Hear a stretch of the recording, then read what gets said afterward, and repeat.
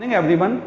रसायन के कालांश रसायन की पाठशाला में हमारे चैनल के माध्यम से पठन पाठन करने वाले सभी व्यूअर्स, सभी सब्सक्राइबर्स एवं सभी न्यू कमर्स कक्षा 12वीं के छात्र छात्राएं और अन्य छात्र छात्राओं का मैं पुनः स्वागत करता हूं।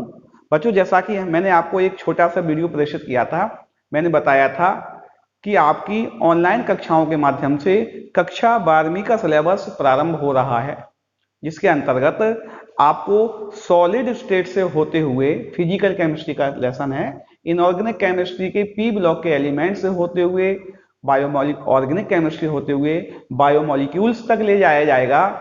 प्रत्येक टॉपिक से संबंधित नोट्स भी उपलब्ध करवाए जाएंगे। आप पूरे मनोयोग से, मैं आशा कर रहा हूं, चैनल के माध्यम से पठन पाठन करेंगे, सभी शंकाओं को भी पूछेंगे, पूरा वीडियो देखकर समझने का प्रयास भी करेंगे। आइए रसायन विज्ञान के इस खूबसूरत से चैनल में कक्षा 12वीं के ऑनलाइन नए बैच का प्रारंभ करते हैं। आपको नोट्स भी बच्चों उपलब्ध हो जाएंगे इसी वीडियो के नीचे डिस्क्रिप्शन बॉक्स में, जिसके अंतर्गत हम कक्षा 12वीं का, चूंकि सभी बोर्डों में कक्षा 12वीं का पहला अध्याय सॉलिड स्टेट ही है, ठोस अवस्था ही सभी बोर्डों की कक्षाओं में आता है। कुछ बोर्डों ने से हो सकता है हटा दिया हो, लेकिन वापस आ गया है। अब सॉलिड स्टेट का प्रारंभ करते हैं। इसके अंतर्गत बच्चों हम इसका थोड़ा सा इंट्रोडक्शन, जो कि आप पहले से जानते हैं, क्रिस्टलीय अक्रिस्टलीय ठोसों के बारे में पढ़ेंगे और क्रिस्टलीय ठोसों को कैसे हम वर्गीकृत कर सकते हैं, इसकी पूरी जानकारी आपको दी जाएगी।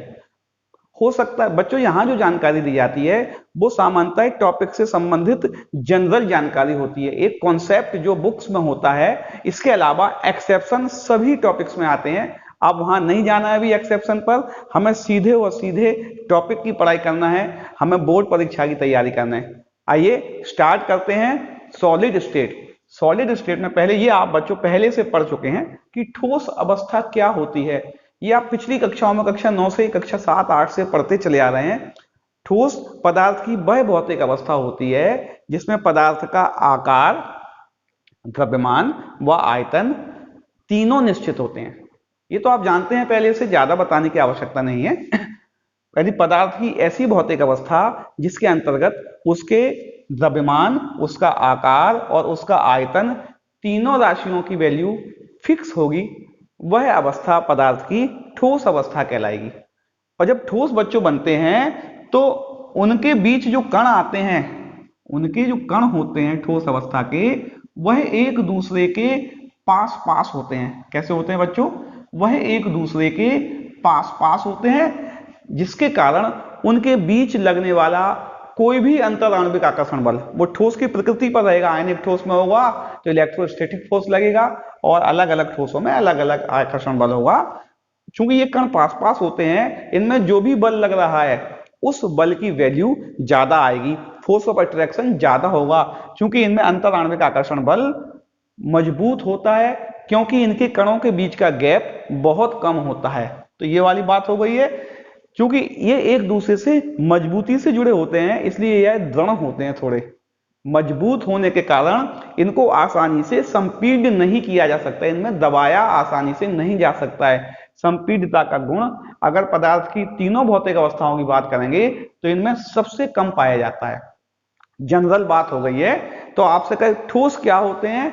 ठोस पदार्थ की वह भौतिक अवस्था है जिसमें उसका द्रव्यमान, उसका आकार व उसका आयतन निश्चित होता है, और इस अवस्था में पदार्थ के कण पास पास होने के कारण उनके बीच का अंतर आणविक आकर्षण बल अधिक होता है और यह असंपीड्य होते हैं। सामान्यतः संपीड्यता का गुण बहुत कम या नहीं पाया जाता है इनमें।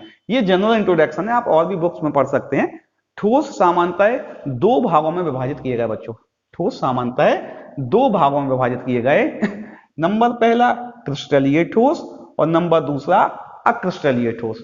इनमें क्या महत्वपूर्ण अंतर है बच्चों? ये सब कुछ इनमें जो अंतर है वो अरेंजमेंट ऑफ कॉन्स्टिट्यूएंट पार्टिकल्स का है। इनके जो अवयवी कण हैं, इनको बनाने वाले जो अवयवी कण हैं, परमाणु, आयंस, आयंस का समूह कुछ भी हो सकता है, उनका जो अरेंजमेंट है, उनकी जो व्यवस्था है, उस व्यवस्था के कारण इनके यह नाम दिए गए, क्रिस्टलीय और अक्रिस्टलीय। चलिए हम समझने का प्रयास करते हैं। जैसे हमने माना एक ठोस है हम ठोस मान रहे हैं दो कणों ए और बी से मिलके बना है। ए को हमने डार्क कर दिया और बी जो बनाया हमने खाली गोला बनाया। फिर हमने एक ए बनाया और साथ में हमने एक बी बना दिया। फिर हमने एक ए बनाया और इसके साथ हमने एक बी का कण बना दिया और एक ए बनाया और एक बी बना दिया। चलिए, ये एक ठोस है। इसी के हम इन दोनों के बीच में क्या किया, हमने एक ए रख दिया, इन दोनों के बीच में हमने एक बी रख दिया, इन दोनों के बीच में हमने एक ए रख दिया, इन दोनों के बीच में हमने एक बी रख दिया। आप कोई भी अरेंजमेंट बना सकते हैं। मैंने ये बनाया है, जरूरी नहीं है कि आप यही अरेंजमेंट बनाएंगे। आप अपनी मर्जी से भी कोई नया अरेंजमेंट इसमें बना सकते हैं।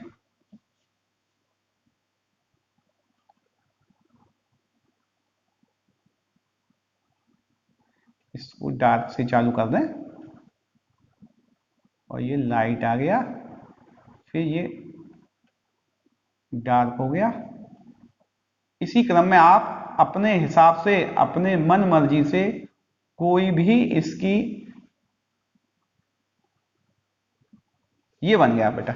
इसमें अगर आप देखें, ये जो ठोस है, इसके कंस्टिट्यूएंट पार्टिकल्स, इसके अवयवी कण एक निश्चित अरेंजमेंट में, एक निश्चित ज्यामितीय व्यवस्था में है। जैसे हमने कहा, अगर दो कण ए और बी माने, ए को डार्क बी को खाली गोला माना, तो एक डार्क खाली डार्क खाली डार्क खाली डार्क खाली, इस क्रम से गोले हैं। इन दोनों के बीच में खाली आया, फिर डार्क आया, फिर खाली आया। यानी इनकी जो ज्यामिति है, इनकी जो प्रकृति है, वो कैसी है? जो कंस्टिट्यूएंट पार्टिकल हैं वो कैसे हैं? निश्चित व्यवस्था में है। कैसे हैं बच्चों? इनके कंस्टिट्यूएंट पार्टिकल्स अर्थात वह ठोस जिसके अवयवी कण एक निश्चित ज्यामितीय व्यवस्था में व्यवस्थित होते हैं, उन ठोसों को हम क्रिस्टलीय ठोस कहते हैं। ये बात तो समझ में आ रही है आपकी? तो प्रकृति की बात करेंगे, यानी इनकी ज्यामितीय व्यवस्था कैसी होती है? निश्चित होती है। और निश्चित ज्यामितीय व्यवस्था होने के कारण बच्चों इनके आकार भी फिक्स होते हैं, क्योंकि सबको एक फिक्स अरेंजमेंट मिला है। सभी कण अपने अलग अलग स्थानों पर फिक्स हो गए हैं। तो जब हर चीज फिक्स है तो इसकी ज्यामिति अर्थात इसका आकार भी फिक्स होगा। दोनों बातें कैसी होंगी? दोनों बातें ही फिक्स होंगी। इसके विपरीत हम अक्रिस्टलीय ठोसों की बात कर लें। हमने माना अब हम किसी भी ऑर्डर में कोई भी सर्किल, कोई भी पार्टिकल्स लगा सकते हैं। अरेंजमेंट का कोई सर्टेन ऑर्डर नहीं है, कोई भी सर्टेन ऑर्डर अरेंजमेंट का नहीं है। हम किसी भी ऑर्डर में पार्टिकल्स को अरेंज कर दे रहे हैं, और जब किसी भी ऑर्डर में हम पार्टिकल्स को अरेंज कर देंगे, अब जो नई व्यवस्था बन के हमारे पास आएगी वह व्यवस्था कहलाएगी अक्रिस्टलीय ठोस। अक्रिस्टलीय ठोस क्या होंगे? जिनके कंस्टिट्यूएंट्स पार्टिकल्स अर्थात जिनके अवयवी कणों की कोई निश्चित व्यवस्था नहीं होगी, कोई निश्चित अरेंजमेंट नहीं होगा। वो किसी भी ऑर्डर में अरेंज हो सकते हैं। वह व्यवस्था आपकी अक्रिस्टलीय ठोस कहलाएगी। क्योंकि इनका ऑर्डर नियमित नहीं है, इसलिए इनका आकार भी नियमित नहीं होगा। जिस ऑर्डर में सेटल हो जाएंगे, जिस ऑर्डर में आ जाएंगे, वही इसका आकार हो जाएगा। तो पहले दो बातें हम जान चुके हैं। क्रिस्टलीय ठोस क्या होता है? जिसके कंस्टिट्यूएंट्स पार्टिकल्स अर्थात अवयवी कण एक निश्चित ज्यामितीय व्यवस्था में व्यवस्थित होते हैं। दूसरी बात, अक्रिस्टलीय ठोस वह होते हैं जिनके कंस्टिट्यूएंट पार्टिकल्स अर्थात अवयवी कणों की कोई निश्चित व्यवस्था नहीं होती है, जिससे इनका आकार भी फिक्स नहीं होता, जबकि इनका आकार फिक्स होता है। दो बातें हम जान चुके हैं बच्चों ने, यानी ये वाली बात हो गई है, ये वाली बात हो गई है। तीसरी बात कर, ये भी हो गई है, अवयवी कणों की व्यवस्था यानी फिक्स पार्टिकल अरेंजमेंट्स होगा ना। ये तीन बातें हम जान चुके हैं। अब आता है गलनांक। ये कौन से होगा हमारे? ये होगा क्रिस्टलीय, और यह कौन से होगा बच्चों? यह हो गए अक्रिस्टलीय। अगला प्रश्न, अगले क्वेश्चन की बात करते हैं। सभी वाई में भी आते, क्यों ऐसा क्वेश्चन भी आता है गलनांक और गलनांक। इनके जो गलनांक होते हैं बच्चों शार्प होते हैं। कैसे होते हैं बच्चों इनके गलनांक? इनके गलनांक शार्प होते हैं। शार्प का मतलब क्या हुआ? जैसे हमने कहा कोई भी क्रिस्टलीय ठोस ले लें हम, जैसे हमने सोडियम ले लिया और भी कुछ ले सकते, सोडियम क्लोराइड ले लिया, NaCl ले लिया। ये सामान्यतः एक फिक्स टेम्परेचर पर, एक फिक्स तापमान पर एक साथ पूरा NaCl मेल्ट होगा। क्या करूं मैं, जब इसको हीट करेंगे एक ताप ऐसा आएगा, ये सॉलिड से लिक्विड स्टेट में आएगा, लेकिन वह ताप फिक्स होगा, सभी तापों पर नहीं होगा, वह ताप फिक्स होगा, पूरा NaCl एक साथ लिक्विड में आएगा। मैं क्या कर रहा हूं, दोबारा समझना है आपको। जब इस तरह के ठोसों को हम एनर्जी देते हैं, हीट देते हैं, तो क्या होता है बच्चों कि यह गर्म होते रहते हैं धीरे धीरे। एक ताप ऐसा भी आता है जिस ताप पर पूरा सॉलिड एक साथ लिक्विड में बदल जाता है, वह फिक्स ताप इनका गलनांक कहलाता है। अर्थात इनकी जो गलन की एंथैल्पी है या गलनांक है वह फिक्स होता है। एक सभी ठोस एक पर्टिकुलर ताप पर ही मेल्ट होकर सॉलिड से लिक्विड अवस्था में आते हैं, वह पर्टिकुलर ताप ही इनका गलनांक कहलाता है। अर्थात इनके गलनांक शार्प होते हैं, एकदम यह गलेंगे।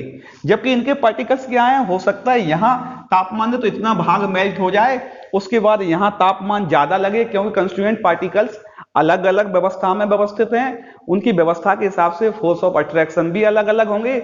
जब फोर्स ऑफ अट्रैक्शन अलग अलग होंगे बच्चों, तो उनके गलनांक भी भिन्न होंगे। कभी यहाँ इतना भाग मेल्ट हो जाएगा, इसके लिए हो सकता है ज्यादा ताप लगे, इसके लिए और अधिक ताप लगे या और कम ताप लगे। यानी इनके गलनांक क्वथनांक कोई नियमित तो नहीं होते हैं, फिक्स नहीं होते हैं। कुछ भाग गल भी सकता है, जहां फोर्स ऑफ अट्रैक्शन ज्यादा आएगा वहां का गलनांक ज्यादा भी हो सकता है, कहीं फोर्स ऑफ अट्रैक्शन कम भी हो सकता है, वहां मतलब कम होगा तो जल्दी मेल्ट हो जाएंगे। यानी कि इनके गलनांक क्वथनांक फिक्स नहीं होते हैं। ठीक है ना, ये वाली बात भी आपको समझ में आ रही है। ये जो होते हैं ट्रू सॉलिड होते हैं। ये कैसे होते हैं बेटा, ये ट्रू सॉलिड होते हैं, प्योर सॉलिड होते हैं। कौन, क्रिस्टलीय। मतलब अगर सॉलिड किसी को कहा जाता है तो ये क्रिस्टलीय ठोसों को कहा जाता है। ठोस अवस्था जिसको कहा है, सॉलिड जिसको कहा जाता है, वो क्रिस्टलीय सॉलिड होते हैं, क्योंकि इनके कंस्टिट्यूएंट पार्टिकल्स फिक्स होते हैं, फिक्स ज्योमेट्री होती है, फिक्स फिजिकल प्रॉपर्टीज हो सकती हैं। मतलब इनका एक फिक्स NaCl की फिक्स फिजिकल प्रॉपर्टीज होती है। ठीक है ना, ये ट्रू सॉलिड्स होते हैं। ये सेमी सॉलिड्स होते हैं या अतिशीतित द्रव होते हैं। कैसे होते हैं बेटा, सेमी सॉलिड। स्यूडो सॉलिड भी बोलते हैं इसको बच्चों, क्या बोलते हैं, स्यूडो सॉलिड, अतिशीतित द्रव, या सेमी सॉलिड, अतिशीतित द्रव या स्यूडो सॉलिड कहा जाता है।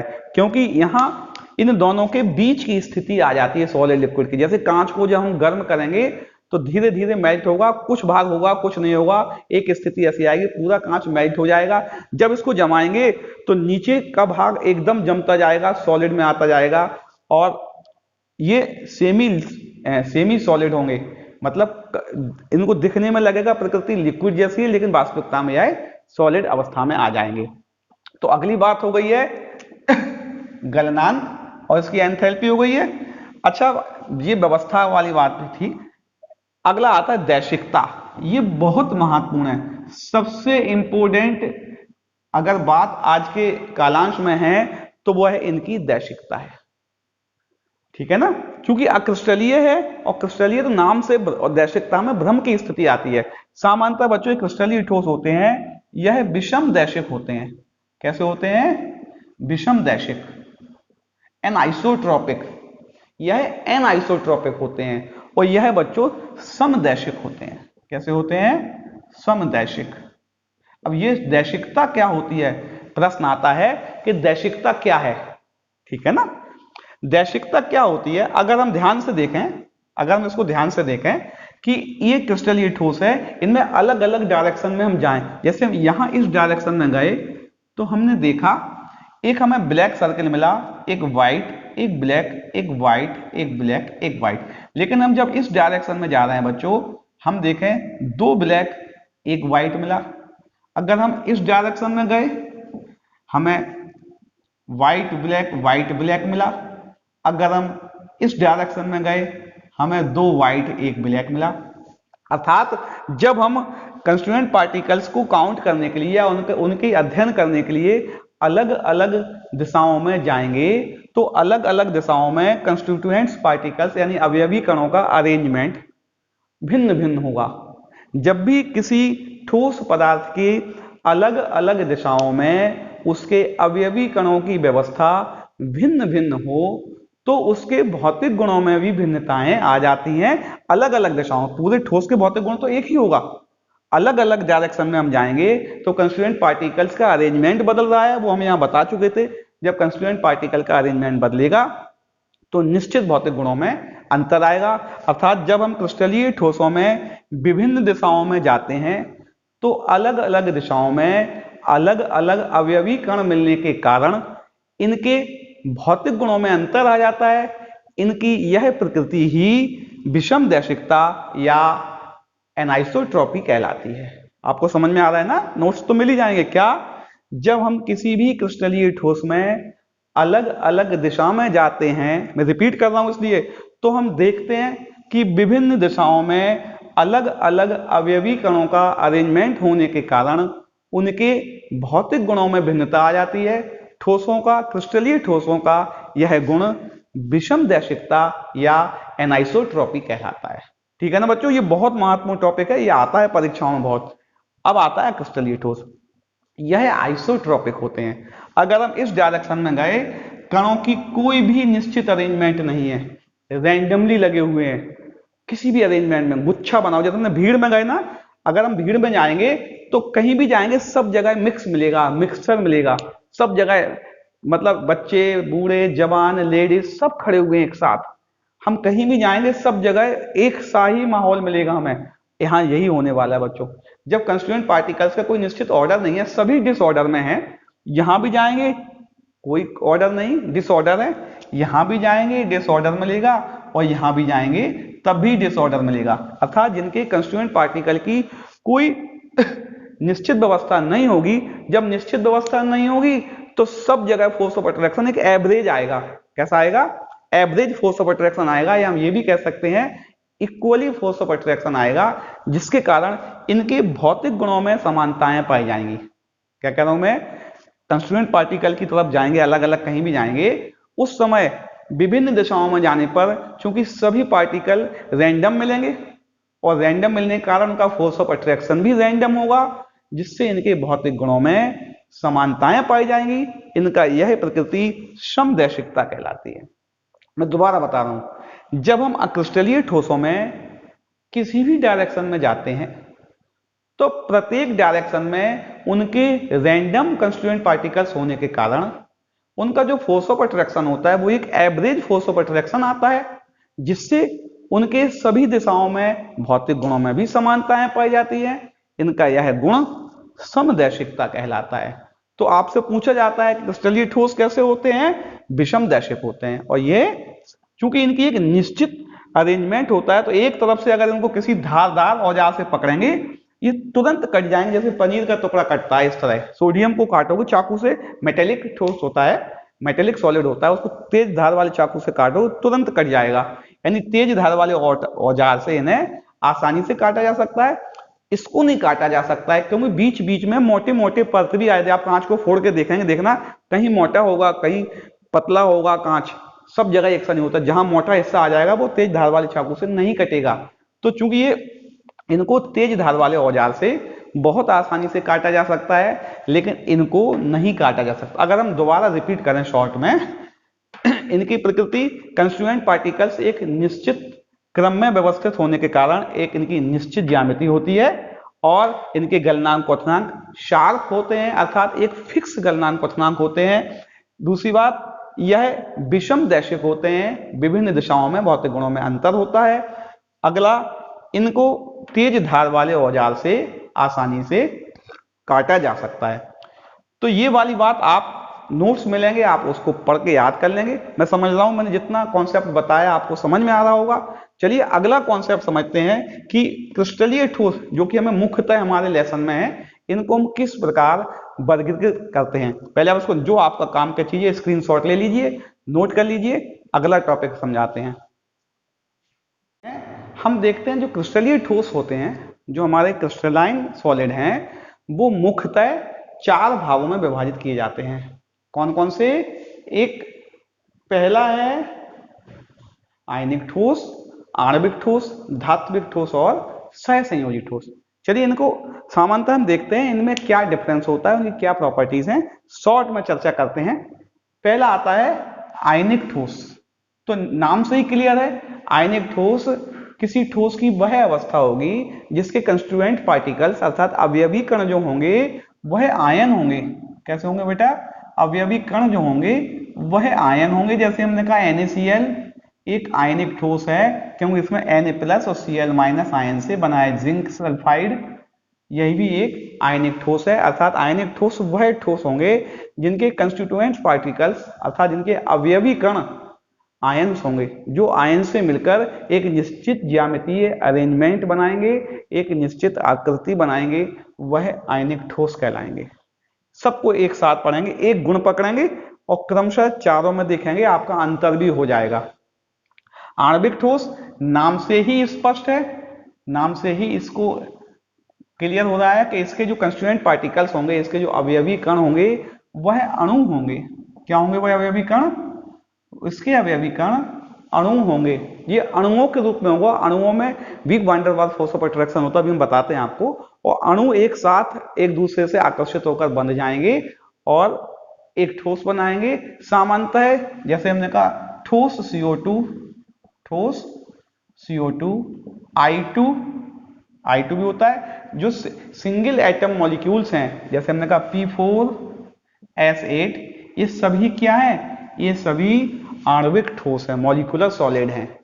आणविक ठोस क्या होगा? जिसके कंस्टिट्यूएंट पार्टिकल्स जो होंगे, जो जिनसे मिलके बनेगा, वो सभी अणुओं से मिलके बनेगा। एक एक अणु मिलकर एक आणविक ठोस बनाएगा अर्थात इसके कण अणु होंगे। इसका नाम से ही स्पष्ट है कि इसके कण मेटेलिक एटम होंगे, परमाणु होगा, परमाणु।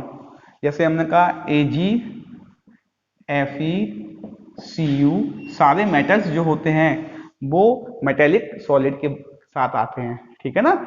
इसके कंस्टिट्यूएंट पार्टिकल्स क्या होंगे? सामान्यतः नॉन मेटेलिक आयंस होते हैं। जैसे जब कार्बन कार्बन में बंध आता है तब ये बन जाते हैं, सिलिकॉन में आ जाता है तो सिलिकॉन से भी बनते हैं। ये वाले जो ठोस होते हैं इनमें सहसंयोजी बंध पाए जाते हैं दो कंस्टिट्यूएंट पार्टिकल्स के बीच में, ठीक है ना। तो पहला प्रश्न था कि ये इनमें जो कंस्टिट्यूएंट पार्टिकल्स होते हैं, जो अवयवी कण होते हैं, वो किस प्रकृति के होते हैं। तो हमने बता दिया इसके अवयवी कण आयन होते हैं, इसके अवयवी कण सॉलिड के मॉलिक्यूल्स होते हैं, इसके अवयवी कण मेटेलिक एटम होते हैं, धात्विक परमाणु होते हैं, और इसके अवयवी कण सामान्यतः अधात्विक परमाणु होते हैं और उनके बीच में सहसंयोजी बंध पाया जाता है।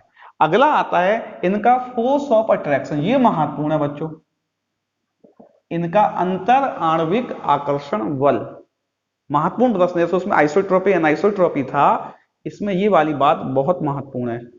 क्योंकि इसके अवयवी कण आयंस होते हैं, आपको मालूम चल गया पहले से, और प्लस और माइनस आयन के बीच में प्रबल इलेक्ट्रोस्टैटिक फोर्स ऑफ अट्रैक्शन लगता है। अंतर आणविक आकर्षण बल सबसे मजबूत होता है, ठीक है नहीं। यानी इसका अंतर आणविक आकर्षण बल सर्वाधिक होगा, हाईएस्ट होगा। अगर ये चारों की बात करेंगे तो इनमें अंतर आणविक आकर्षण बल सबसे अधिक होगा, यानी कि अधिक होता है। क्यों अधिक होता है प्रश्न आता है अब। इनमें अंतर आणविक आकर्षण बल अधिक होता है क्यों?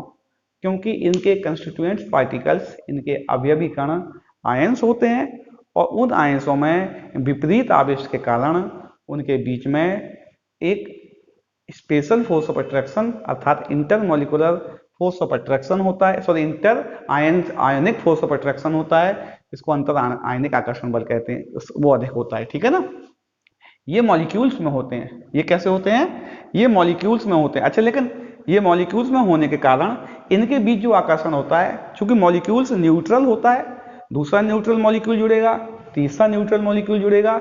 जब मॉलिक्यूल्स आपस में जुड़ेंगे तो उनके बीच में एक वीक फोर्स ऑफ अट्रैक्शन, जिसको बोलते हैं van der Waals force of attraction, ये भी आता है। टेबल दी होगी, मैच करना पड़ेगा किससे कौन से फोर्स ऑफ अट्रैक्शन होता है। क्योंकि ये मॉलिक्यूल्स के फॉर्म में होते हैं तो इनके बीच में वीकेस्ट, सबसे कमजोर फोर्स ऑफ अट्रैक्शन होता है, जिसको हम van der Waals force of attraction कहते हैं। सबसे कमजोर फोर्स ऑफ अट्रैक्शन इन्हीं में पाया जाता है, ठीक है ना। अगली बात करें धात्विक ठोस। धात्विक ठोस में एक मेटेलिक, इसको हम अभी बताते हैं बेटा, कर्नेल होता है और इलेक्ट्रॉन्स होती है। ये क्या कहलाता है? कर्नेल कहलाता है, और यह इलेक्ट्रॉन, इनके बीच में फोर्स ऑफ अट्रैक्शन पाया जाता है। किस किस के बीच में? इनके कंस्टिट्यूएंट पार्टिकल्स कौन होते हैं? इनके कंस्टिट्यूएंट पार्टिकल मॉलिक्यूल्स होते हैं, इनके आयंस होते हैं। इनमें क्या होता है? मेटल्स में एक कर्नेल होता है और इलेक्ट्रॉन्स होते हैं, इसलिए इनमें भी फोर्स ऑफ अट्रैक्शन पाया जाता है। ठीक है ना? इसके समकक्ष मान सकते हैं, इनके बीच में फोर्स ऑफ अट्रैक्शन होता है। ठीक है ना बेटा? इसको थोड़ा 1 मिनट नोट करना, नोट कर लिया है आपने? चलिए, बंध हो गए। इसके बीच में कौन सा था? आयनिक बंध का अधिक अधिक सामान्य होते हैं, और इनके बीच में भी स्पेशल फोर्स ऑफ अट्रैक्शन पाया जाता है, यह भी सामान्य होता है। और इनके जो फोर्स ऑफ अट्रैक्शन किन के बीच होता है? क्योंकि फोर्स ऑफ अट्रैक्शन जब होगा तो दो इलेक्ट्रॉनों के बीच में सहसंयोजी बंध बनेगा, और इसमें सहसंयोजी बंध बनाने वाला फोर्स ऑफ अट्रैक्शन होगा। यानी इसमें inter ionic force of attraction होगा, इसमें weak van der Waals of force of attraction होगा, इसमें मेटेलिक फोर्स ऑफ अट्रैक्शन होगा जो कि कर्नेल और इलेक्ट्रॉन के बीच होगा, इसमें सहसंयोजी बंध बनाने वाला फोर्स ऑफ अट्रैक्शन पाया जाएगा। अगली बात करते हैं जो कि महत्वपूर्ण है, मेल्टिंग पॉइंट। किसके गलनांक कैसे होंगे? चूंकि इनमें प्रबल फोर्स ऑफ अट्रैक्शन होता है, इनमें की बात हो रही है, इनमें प्रबल फोर्स ऑफ अट्रैक्शन होता है, चूंकि विपरीत आवेशित आयन है तो इनके गलनांक क्वथनांक बहुत अधिक होते हैं, उच्च होते हैं। इनके गलनांक और क्वथनांक उच्च होते हैं क्योंकि इनमें फोर्स ऑफ अट्रैक्शन अधिक पाया जाता है। ठीक है ना? इसकी बात करें, इनमें तो बहुत वीकेस्ट फोर्स ऑफ अट्रैक्शन है, आसानी से मेल्ट हो जाएंगे, आसानी से मेल्ट हो जाएंगे, अर्थात इनके गलनांक क्वथनांक गलनांक जो होंगे वो निम्न होंगे। क्यों निम्न होंगे? क्योंकि इनका फोर्स ऑफ अट्रैक्शन कमजोर है। इनके क्यों उच्च होंगे? क्योंकि इनका फोर्स ऑफ अट्रैक्शन अधिक है। इसकी बात करें, इनके गलनांक क्वथनांक सामान्य होते हैं। कैसे होते हैं? नॉर्मल होते हैं। और इनके गलनांक क्वथनांक सबसे अधिक होते हैं। क्या कह रहा हूं मैं? इनके गलनांक और क्वथनांक सर्वाधिक होते हैं। सभी क्वेश्चन बनने वाले हैं बच्चों अभी। इनके गलनांक क्वथनांक सर्वाधिक होते हैं क्योंकि इनमें एक 3 डायमेंशन नेटवर्क बनता है, एक त्रिविमीय संरचना बन जाती है, और त्रिविमीय संरचना के कारण बहुत सारे बॉन्ड्स एक साथ ब्रेक करने पड़ते हैं, इसलिए इनके गलनांक क्वथनांक सर्वाधिक होते हैं। इनमें एक्सेप्शन भी आएगा ग्रेफाइट्स का, वो भी देखते हैं अभी हम। सर्वाधिक होते हैं, लेकिन ग्रेफाइट जो है, ग्रेफाइट एक्सेप्शन है, उसको हम पढ़ते हैं अभी। और कर्नेल की बात भी करेंगे क्योंकि उनमें एक्सेप्शन वाली बात आने वाली है।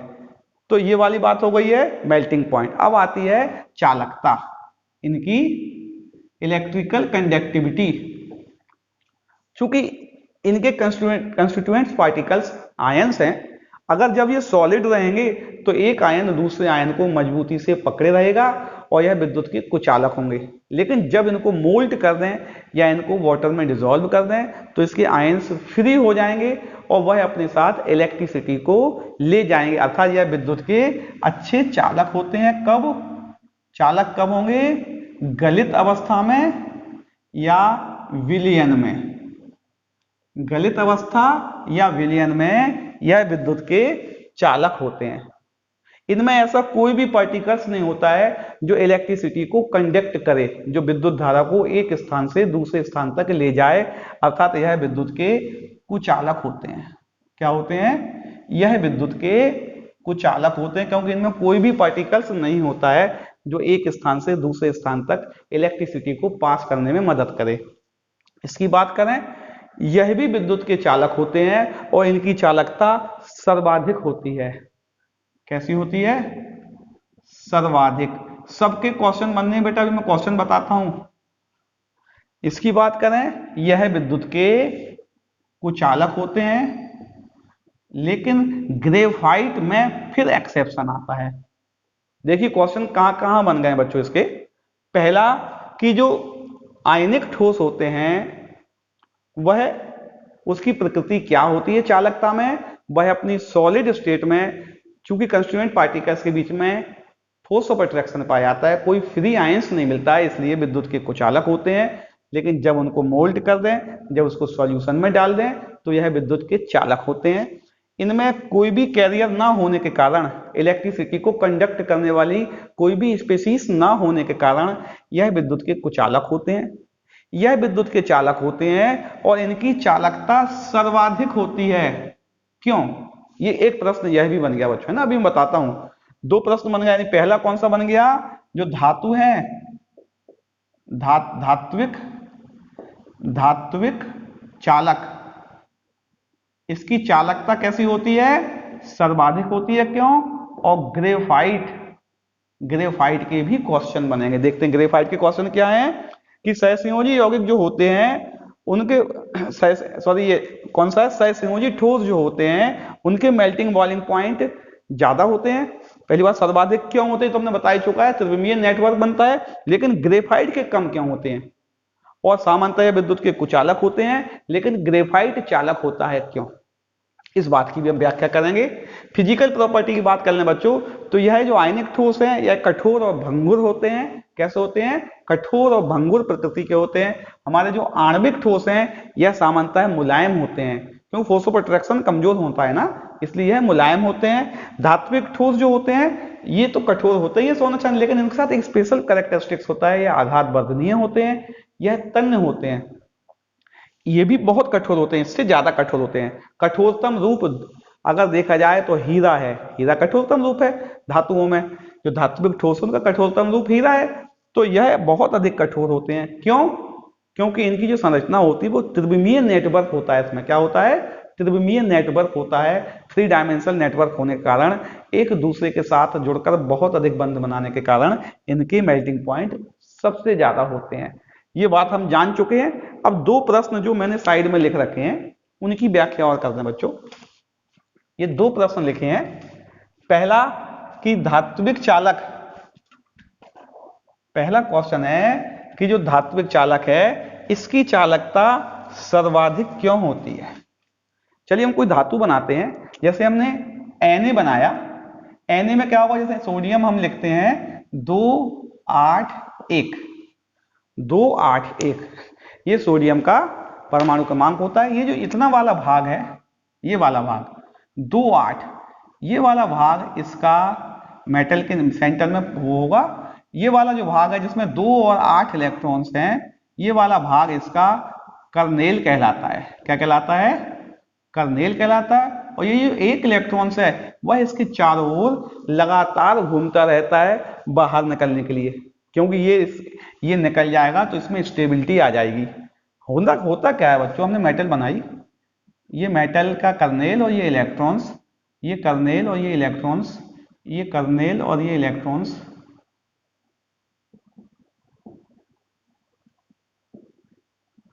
जब भी किसी में इलेक्ट्रिसिटी पास होती है, हम NaCl का भी बनाए, Na+Cl-, Na+Cl-, जब भी किसी कंडक्टर्स में इलेक्ट्रिसिटी पास होती है तो एक कैरियर होता है उसमें। कैरियर मतलब जो इलेक्ट्रिसिटी को अपने साथ, वाहक जिसको बोलते हैं, इलेक्ट्रिसिटी को वहन करके अपने साथ एक सिरे से दूसरे सिरे तक ले जाए।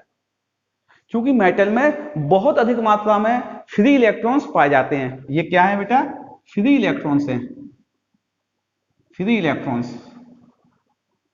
मेटल्स में बहुत अधिक संख्या में फ्री इलेक्ट्रॉन्स पाए जाते हैं जो कि कैरियर का कार्य करते हैं, जो अपने साथ इलेक्ट्रिसिटी को ले जाते हैं। इसमें केवल एक आयंस है। एक मोल एटम में कितने मॉलिक्यूल्स होंगे, सॉरी कितने एटम्स होंगे और कितने इलेक्ट्रॉन्स होंगे, इसमें टोटल मिलाए 11 इलेक्ट्रॉन्स होते हैं। जैसे हमने कहा, ऊपर वाला 1 इलेक्ट्रॉन है कर्नेल के अलावा। ये इलेक्ट्रॉन्स जो हैं बहुत अधिक संख्या में फ्री इलेक्ट्रॉन्स होने के कारण ये अपने साथ बहुत अधिक मात्रा में इलेक्ट्रिसिटी को ले जाते हैं और सबसे ज्यादा अच्छे कंडक्टर्स होते हैं। तो क्यों होते हैं बेटा? आता है धातु में विद्युत की सर्वाधिक सुचालक होती हैं, क्योंकि इसमें बहुत अधिक संख्या में मुक्त इलेक्ट्रॉन्स पाए जाते हैं। क्या पाए जाते हैं? फ्री इलेक्ट्रॉन्स पाए जाते हैं, जो अपने साथ कैरियर बनकर इलेक्ट्रिसिटी को ले जाते हैं, इसलिए इनकी चालकता सर्वाधिक होती है। दूसरा प्रश्न आता है कि सामान्यतः जो कोवेलेंट सॉलिड होते हैं वह विद्युत के कुचालक होते हैं, उनके मेल्टिंग बॉइलिंग पॉइंट हाई होते हैं। लेकिन ग्रेफाइट एक ऐसा सॉलिड है, एक ऐसा कोवेलेंट यानी सहसंयोजी सॉलिड है जिसके मेल्टिंग बॉइलिंग पॉइंट कम होते हैं और यह विद्युत का सुचालक होता है। क्यों? क्वेश्चन समझ में आ रहा था आपको? क्योंकि ग्रेफाइट का जब स्ट्रक्चर देखा गया तो इसमें क्या होता है, कई षटकोणीय लेयर, कई षटकोणीय लेयर, ये षटकोणीय बन गए हेक्सागोनल लेयर्स होती हैं, वह एक दूसरे पर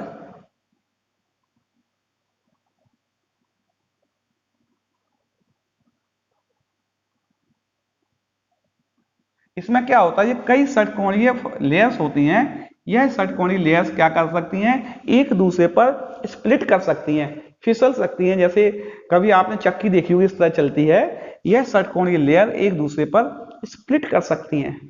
जब स्प्लिट कर सकती हैं तो यानी मूवमेंट उसमें हो रहा है, जब भी जैसे इलेक्ट्रॉन्स मूवमेंट हो रहा है तो अपने साथ इलेक्ट्रिसिटी को ले गए थे, यहाँ षटकोणीय जो परतें हैं वो एक दूसरे पर फिसल सकती हैं तो अपने साथ इलेक्ट्रिसिटी को भी ले जाएंगी और इलेक्ट्रिक कैरियर का काम भी करेंगी। यानी यह सुचालक, क्योंकि क्यों सुचालक होता है, क्वेश्चन आता है सुचालक क्यों होता है, क्योंकि इसकी षटकोणीय फलकें एक दूसरे पर फिसल सकती हैं। ठीक है नहीं। अगली बात आती है, इसमें फ्री इलेक्ट्रॉन्स भी होता है। इसको अच्छा नोट करना बच्चों, एक मिनट नोट किया है आपने। तो सुचालक क्यों हुआ बच्चों, क्योंकि इनकी षटकोणीय परतें एक दूसरे पर स्प्लिट हो सकती हैं। क्यों हो सकती है उन्होंने कहा आपको, क्योंकि इनमें एक फ्री इलेक्ट्रॉन्स होता है, क्योंकि इसकी कार्बन के ग्रेफाइट जो होता है वो कार्बन कार्बन बॉन्ड से बनता है और कार्बन की वैलेंसी 3 होती है। चौथा इलेक्ट्रॉन बॉन्ड बनाने के लिए फ्री रहता है। 1 2 3 वैलेंसी दिख रही है इसकी बेटा कार्बन की, ये कार्बन है, अगर इसकी 3 वैलेंसी दिख रही है आपको, 1 2 और 3, चौथा इलेक्ट्रॉन आगे बंद होने के लिए फ्री रहता है। वो इलेक्ट्रॉन घूमने के कारण इसकी ये जो परतें हैं एक दूसरे स्प्लिट होती हैं और इस टिपिकल स्ट्रक्चर के कारण इसके मेल्टिंग बॉइलिंग पॉइंट भी कम होते हैं।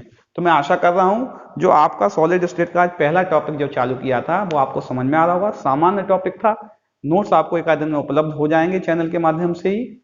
आप लगातार जुड़े रहें, आपको नए नए कॉन्सेप्ट, नवीन अवधारणाओं के साथ बराबर समझाए जाएंगे।